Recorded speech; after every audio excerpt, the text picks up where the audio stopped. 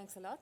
I am a chemical engineer by training, and my expertise has always been in the field of developing filters and materials with the ability to purify fluids. But until 5 years ago, I've only been working on chemicals or gases purification for carbon capture applications, for instance. But some years ago, I was contacted by a startup company back in Italy when I was working there, and they wanted to produce a low-cost hemodialysis machine to be commercialized in developing countries where patients with kidney disease cannot undergo hemodialysis for the scarcity of water resources, and essentially they cannot survive. Okay, so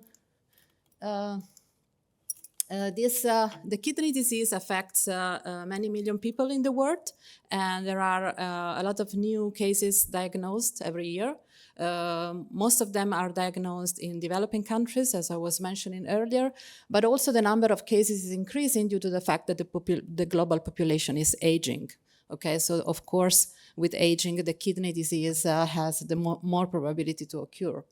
So currently, before undergoing a kidney transplant, or if you cannot undergo a kidney transplant because of other health issues, you do a dialysis process, and most of the times this is a hemodialysis process where your blood is essentially extracted from your body and purified through this blood purifying machine. Essentially, there is a membrane here, the blood is flowing on one side, and pure water flows on the other side, and all the things that you have to expel from your body and that your kidney is no longer able to expel, such as water in excess, salts, and uremic toxins like urea, which cause your disease, essentially.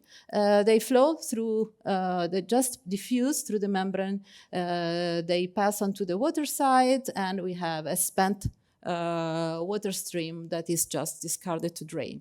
Now, this process is very, of course, life-disrupting because most of the patients do it in the hospital, although home dialysis is possible, but most patients do it in the hospital 3 times a week, and every treatment lasts 3 to 4 hours, depending on the weight of the patient.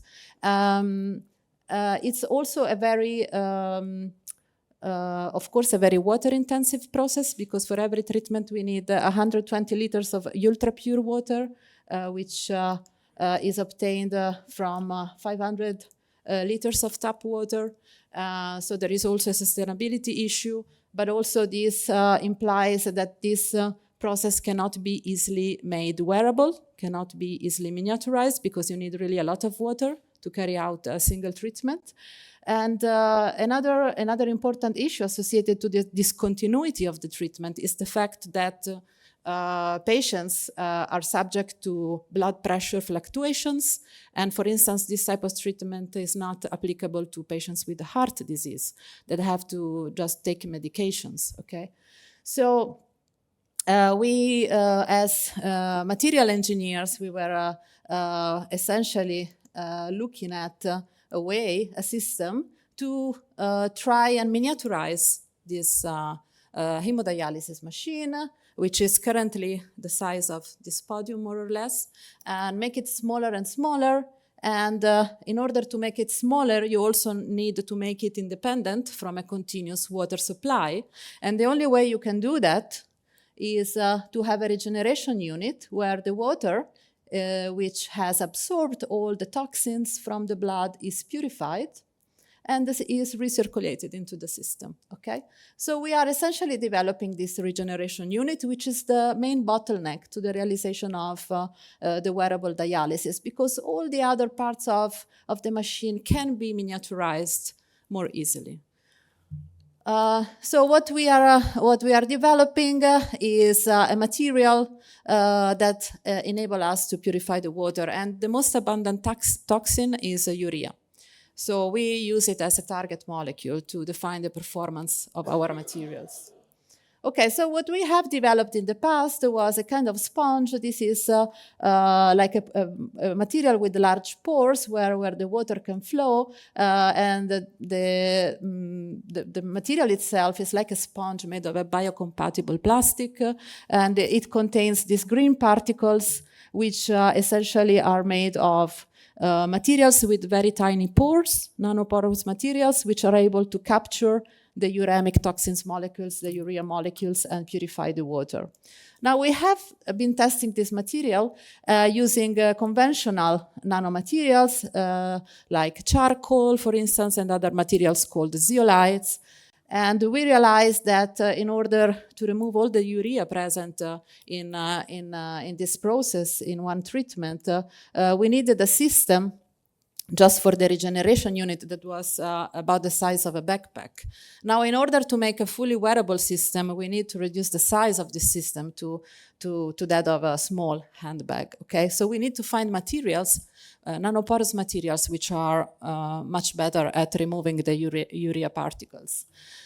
Okay, so there are potentially thousands of nanomaterials available, and in order to test all of them in the lab, it will require ages. So we are also computational scientists. We do simulation of the material performance.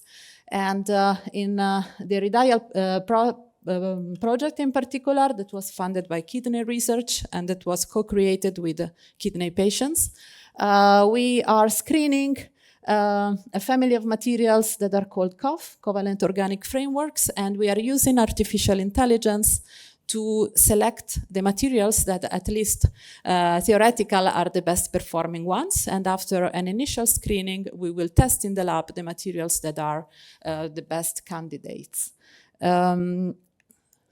So this is, of course, just a cartoon that explains you how a machine learning and artificial intelligence algorithm works. So essentially it is trained on some experimental data or some data that were obtained with sophisticated computer simulations. And after having learned how the materials work, it tells you what is the chemical structure of the materials that potentially can show the best performance in purifying the water in the hemodialysis process. And yeah, this is another scheme of what we are doing. This is just a scheme of the machine learning algorithm. So essentially, what we are doing now is trying to understand what are the characteristics of the material that are most influential in defining the performance of the material. And so we can design the material which is optimal for removing the urea and designing the wearable dialysis machine. Yeah, so this, I wanted to mention also that we are part of the Edinburgh Kidney patient and public involvement group. So we constantly attend events where we